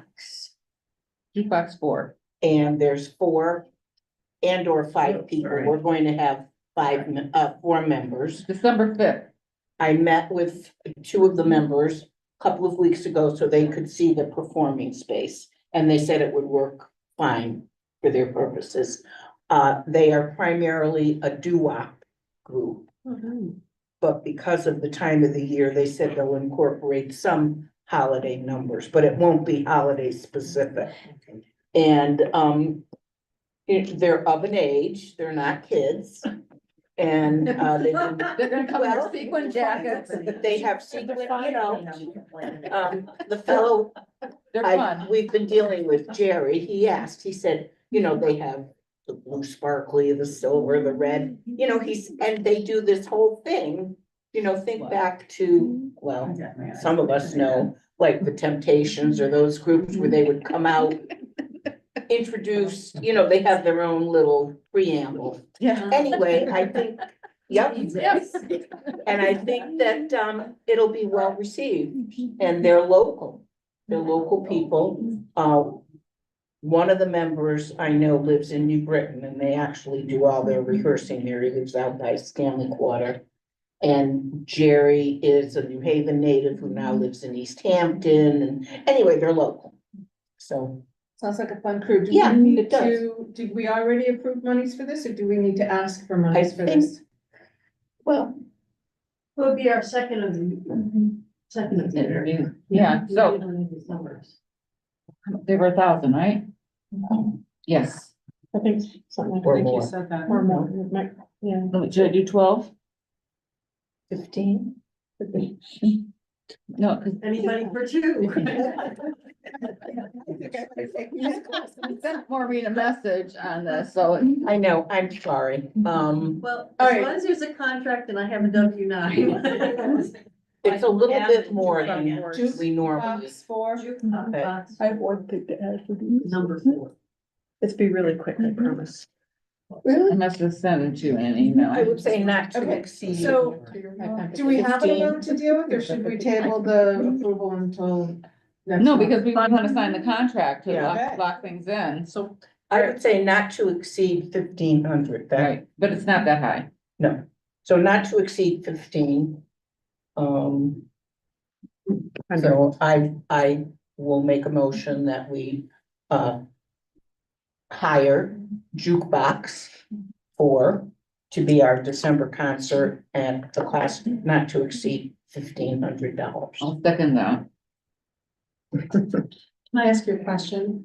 So when I send the contract out, I usually specify an Yeah, exact we need an amount. amount before the. They'll have the amount. We have this. Oh, we this have is it. just- Oh, this is I just thought I for- sent it out. Yes, not. Thanks for clarifying. This is just giving approval for the expense.